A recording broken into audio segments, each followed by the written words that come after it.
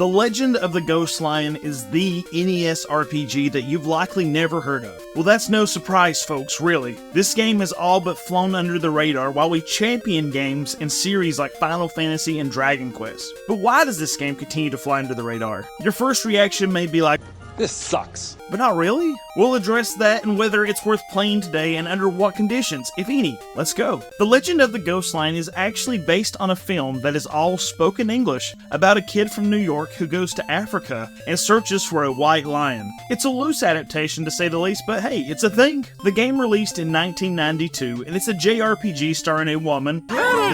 Right? That's one of the coolest things I've seen, man. I know that my demographics are mostly middle-aged dudes like me, right? But, come on fellas, if you're not impressed with this, what are you going to be impressed by? If you have a daughter, you might come to appreciate this. It was pretty rare to see a female protagonist of any kind at this point, but in an RPG, that's great. Holy smokes. I digress though. This could be a reason for the lack of popularity as well, unfortunately. The game is different. The gameplay finds you in control of this girl whose parents are on the search for a ghost lion that attacked their village. They disappear and Maria goes out to find them. And in doing so, she falls in this cavern and she's weirdly transported to like another world.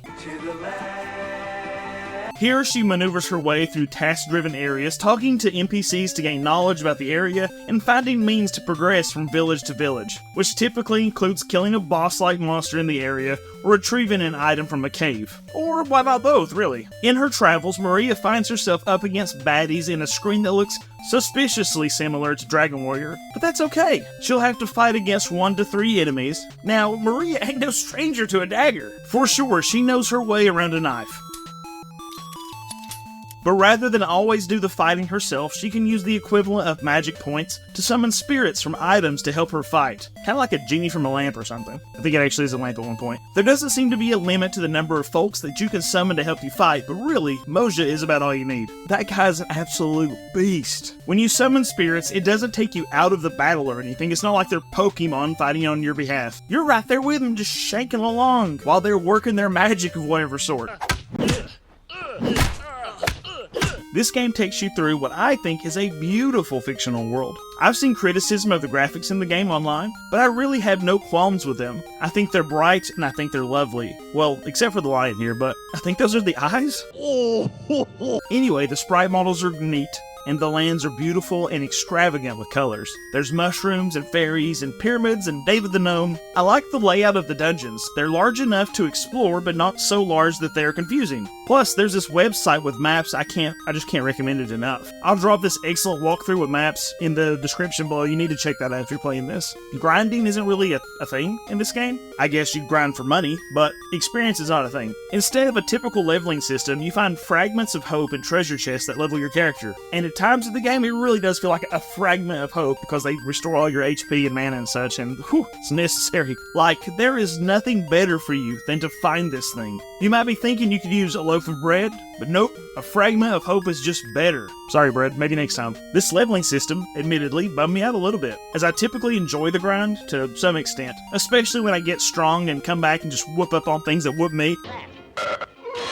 But it's a different pace, and it keeps me from over-leveling my characters, which, honestly, maybe employ a little bit more strategy than I usually do. Should you die? It's not a question, it's not like... let me start over. It's not a choice, it's a question. If you die, the game just puts you back to the save point and not to the main screen, and that's like forward thinking, it's handy. Not only this, but the game doesn't take from you the items that you picked up before you died. You get to keep those. Granted, this gives you a bit of like a Zerg rush kind of opportunity, just to rush a spot over and get what you need, but it's still not the easiest thing. And this may leave you questioning if there's really any punishment to death in the game. Well, yeah, there is. Your money that you've been grinding out gets cut in half, and sometimes that can really suck. But there were definitely times in my playthrough where I just said screw it and just used death like a teleportation machine. And I don't feel like this hurt the story or gameplay by any means. It was just a convenient way of getting back to where I needed to be. Again, in this game, death isn't necessarily too inconvenient. It's just punishing enough to encourage you to play at your best at times to to keep from having to backtrack that progress, regardless of how short that trek might be. Each task doesn't seem to take a terribly long amount of time, which allows for you to play this game in short bursts too,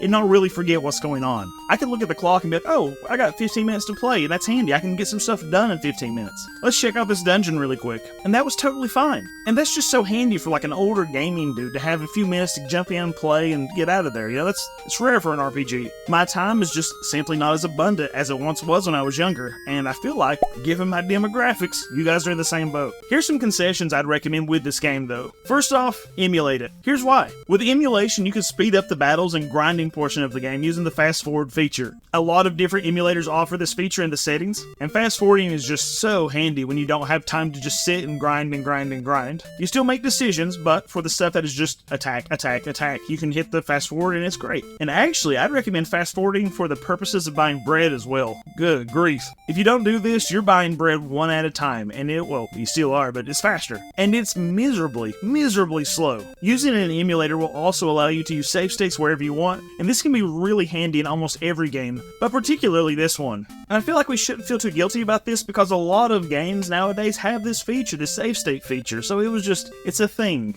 Use it. Sometimes the step you take in one direction in this game can be a super bad situation. But if you're emulating and you find yourself in a terrible situation and you hit run and it doesn't work, you can reset your save state to keep from losing that turn in an attempt to, chicken out. Use a walkthrough for sure. Again, along with the maps that I mentioned earlier, check out the walkthrough that I included below. You can certainly play this game and figure out what to do without the walkthrough, which is really awesome. So it's not like Castlevania 2 or anything where you're just left guessing sometimes, or in Zelda 2 when those jerks give you ambiguous information.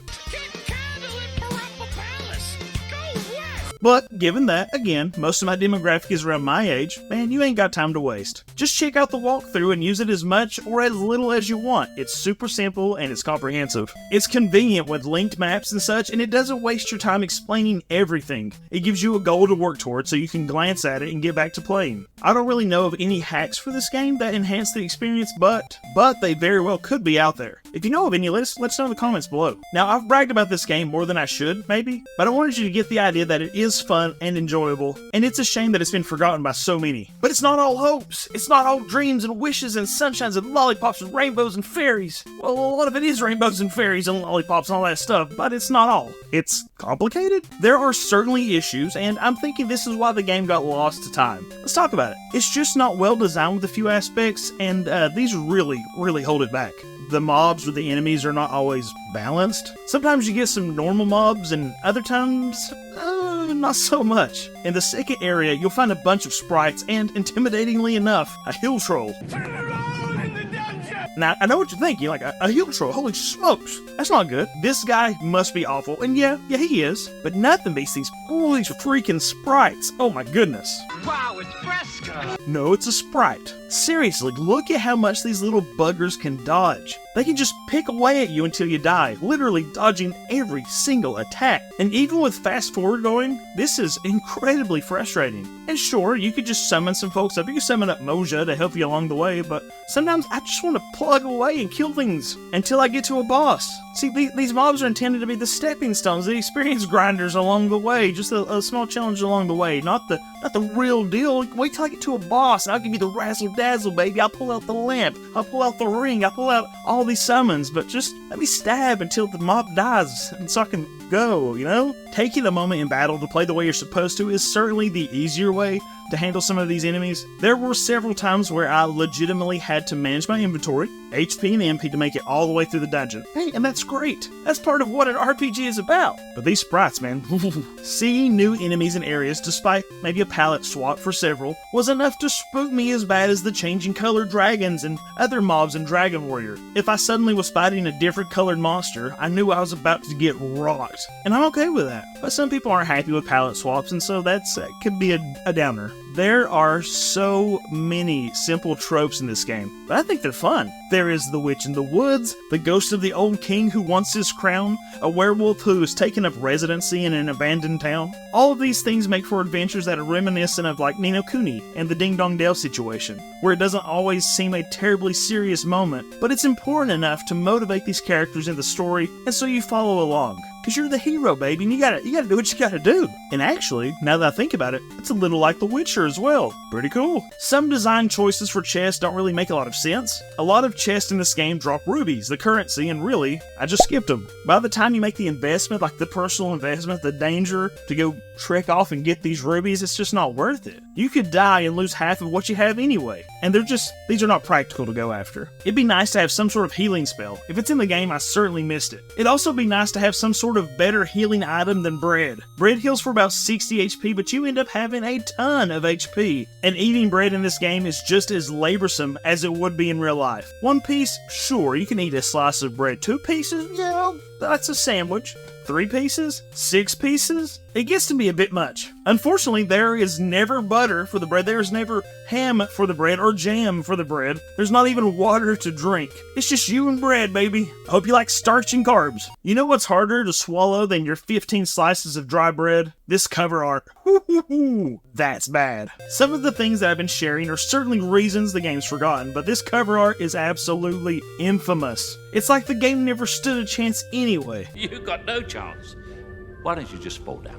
But behind this soulless exterior, this embarrassment of a cover art, is a charming and albeit difficult game, with some modern concessions like emulation, a guide, which I've provided below, and some patience and appreciation for retro gaming. I can safely recommend this forgotten RPG. Check it out, folks. Give this game a chance and it might just surprise you. Sometimes games that get left behind are worth making note of, and that's something I'm always willing to consider and champion, because gaming discourse is important.